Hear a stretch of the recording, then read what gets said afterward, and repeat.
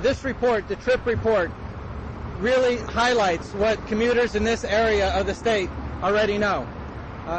Every day commuters face a backlog, traffic, whether it's from I-95, the Merritt Parkway, Route 7, and even sometimes our mass transit.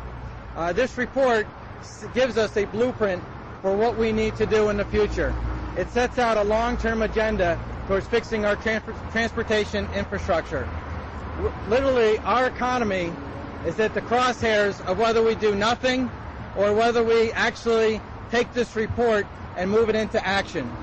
It shows us that it costs our commuters over in the Stamford-Norwalk area $1,200 a year in lost, whether it's for gas or congestion or because of bad roads or bad bridges. It costs them over $1,200 a year and costs $2.7 billion annually in the form of traffic crashes, additional vehicle operating costs, and congestion-related delays for all of our residents in the entire state of Connecticut. To help the public understand the condition of the system and also the consequences of not repairing that system.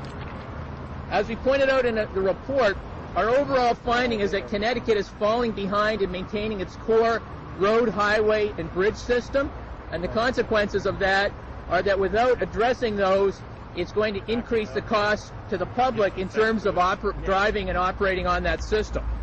We also point out that by addressing the state's infrastructure challenges, in the short term it will be very helpful because it's going to create jobs and help get the economy moving forward. More critically, in the long term, infrastructure improvements improve the economic environment for the state and will help create long-term economic growth here in Connecticut. I attended a seminar in Manhattan with several other mayors last year, hosted by Mayor Bloomberg.